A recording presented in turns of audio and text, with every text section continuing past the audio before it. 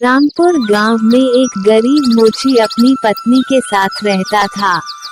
उस मोची के हालात दिन पे दिन और बिगड़ते जा रहे थे और एक दिन वो अपनी पत्नी से कहता है, इस गांव में ना तो कोई कमाई है और ना ही मुझे कुछ काम मिल रहा है, इसलिए मुझे दूसरे गांव में जाकर मोचीगिरी का ही काम कर लेना चाहिए।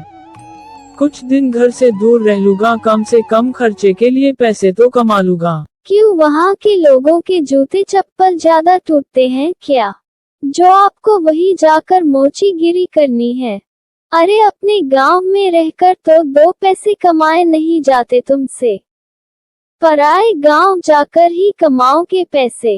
अगले दिन मोची चुपचाप जूते चप्पल का सामान लेकर दूसरे गांव की ओर निकल पड़ा और दोपहर होने तक पास के गांव रामपुर पहुंच गया।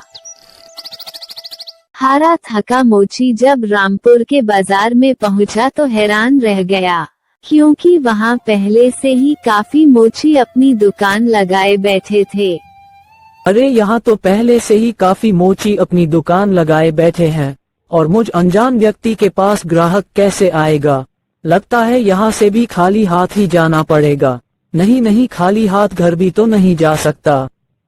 तभी मोची को ग्राहकों को अपने पास बुलाने की एक युक्ति सूझी और उसने अपनी दुकान लगाई और एक बोर्ड पर बड़े बड़े शब्दों में लिख दिया, जूते चप्पलों का अस्पताल। जूते बनवा लो, नए जूते बनवा लो या अपने पुराने जूते को नया सा करवा लो। लोगों ने ये सब देखा तो उन्हें कुछ नया देखने को मिला। जूते चप्पलों का अस्पताल। अरे भाई मोची, जरा तुम मेरे इन जूतों का इलाज तो करो। हाँ साहब जी, अभी करे देता हूँ।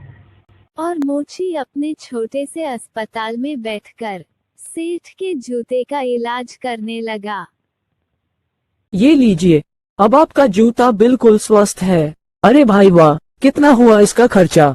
बस साहब, एक तांबे का सिक्का। ये लीजिए। ऐसे ही दूसरा ग्राहक मोची के अस्पताल में अपने जूते का इलाज कराने आया। मोची ने जूते का इलाज किया, पैसे लिए और दूसरे ग्राहक का इंतजार करने लगा। आज तो मैंने बहुत सारे पैसे कमा लिए हैं और मुझे ऐसे ही काम मिलता रहा तो मैं एक अच्छा सा घोड़ा खरीद लूंगा और हंसी खुशी अपने गांव भी लौट जाऊंगा। मोची ने बहुत मेहनत की और कुछ ही दिनों में 4 सोने के सिक्के जमा कर लिए और उसने 2 सोने के सिक्कों के बदले व्यापारी से एक घोड़ा भी खरीद लिया और घर जाने का फैसला लिया।